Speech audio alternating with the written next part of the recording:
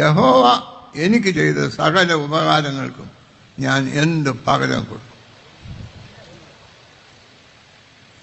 ഞാൻ രക്ഷയുടെ പാനപാത്രം എടുത്ത് സകല ജനവും കാണുക എൻ്റെ നേർച്ചകളെ കഴിക്കും.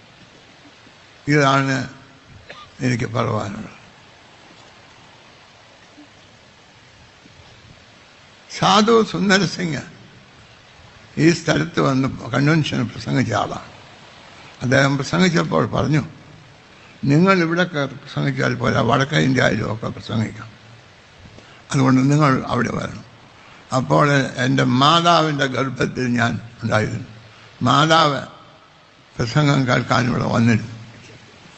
എൻ്റെ പിതാവ് ഇവിടെ ഒരച്ഛനായിട്ട് ജോലി ചെയ്യുക. അപ്പോൾ രണ്ടുപേരും അവരാലോചിക്കാതെ പറഞ്ഞു, ഇപ്പോൾ ഗർഭത്തിലുള്ളതായ ഈ മകൻ ഒരാൺകുട്ടിയാണെങ്കിൽ ഞങ്ങൾ അവനെ സുവിശേഷ വേലയ്ക്കായി തരും. അപ്പോൾ മാതാവൻ കൺവെൻഷനും എൻ്റെ ജീവിതവും സാധു സുന്ദർ സിംഗും തമ്മിലൊക്കെ നല്ല, ഞാൻ അദ്ദേഹത്തെ കണ്ടിട്ടില്ല, അദ്ദേഹം എന്നെയും കണ്ടിട്ടില്ല, എന്നാൽ ഞങ്ങൾ തമ്മിൽ നല്ല ബന്ധമാണ്.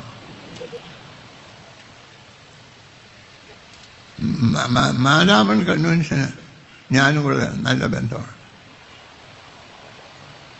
അന്ന് രാത്രിയിൽ സ്ത്രീകളെ അനുവദിച്ചിട്ടില്ല. അപ്പോൾ ആ സ്ത്രീകളുടെ സ്ഥലത്ത് ഇവിടെ പുരുഷന്മാർക്ക് പോയിരിക്കും. ഞാൻ കോഴഞ്ചേരി കോളേജിൽ പഠിക്കുമ്പോൾ, സ്കൂളിൽ പഠിക്കുമ്പോൾ രാത്രി, അപ്പോൾ ഞങ്ങൾ വന്ന് ഒരുമിച്ചിരിക്കണം. അത് പറ്റുന്ന കാര്യമല്ല. അവിടെ നമ്മളിരുന്നാൽ പിന്നെ എഴുന്നേക്കാൻ സമ്മതിക്കത്തില്ല. എന്നാലും ഞങ്ങൾ ഇന്നടത്ത് വന്ന് നിൽക്കണം, നമുക്ക് ഒരുമിച്ച് പോയിരിക്കാം എന്നൊക്കെ പറഞ്ഞ് അവിടെ ഇരിക്കും. എന്നാലും പ്രാർത്ഥനയൊക്കെ നടക്കുമ്പോൾ ഈ മണൽത്തിരിയാൽ ഒന്നെടുത്ത് മുകളിലോട്ട് വിടും. അപ്പോൾ കഷൻ്റെ ഉള്ള വല്യപ്പൻ്റെ തലയിൽ ചെന്നിരുന്നു.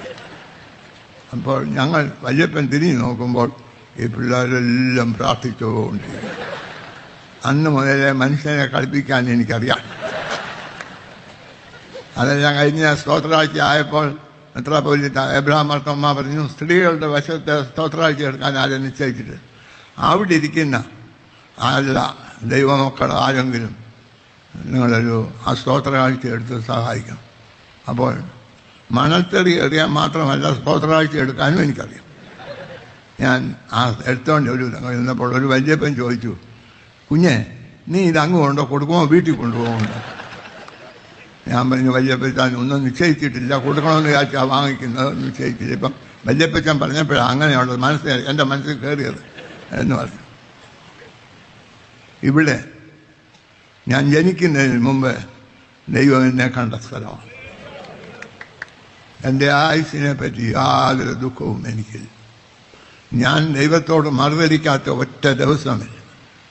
എന്നാൽ ദൈവം എന്നോട് മറുതലിച്ച ഒരു ദിവസവുമില്ല. ഇങ്ങനെയുള്ള ആളാണ്.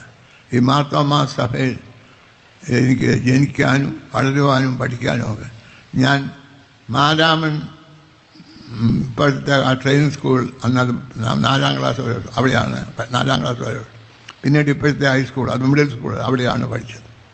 അത് കഴിഞ്ഞ് ഞാൻ കോഴഞ്ചേരി ഹൈസ്കൂളിൽ പഠിച്ചു, സെൻറ്റ് ജോൺ. അങ്ങനെ മാർത്തോമാ സ്കൂളിൽ മാത്രമേ പഠിച്ചിട്ടുള്ളൂ. മറ്റെങ്കിലും എനിക്ക് അഡ്മിഷൻ കിട്ടുക. അത് കഴിഞ്ഞ് ആലുവ കോളേജിൽ പഠിച്ചു. എനിക്ക് പറയാനുള്ളത്, ഈ കോളേജുകളിലൊക്കെയാണ് ഈ ഇപ്പോൾ ഞാനിരിക്കുന്ന കസേരയിൽ ഞാനിരിക്കാൻ എന്നെ സഹായിച്ചു. ദൈവത്തെ ഞാൻ ഇപ്പോൾ അറിയുന്നത് പോലെ അറിയുവാനും അനുഭവിക്കാനും സാധിച്ചു. യഹോവ ചെയ്ത ഉപകാരം സാധാരണക്കാരനായ എന്നെ അസാധാരണമായ പല അനുഭവങ്ങൾ നിങ്ങൾ തുടർന്നും എനിക്ക് വേണ്ടി പ്രാർത്ഥിക്കും.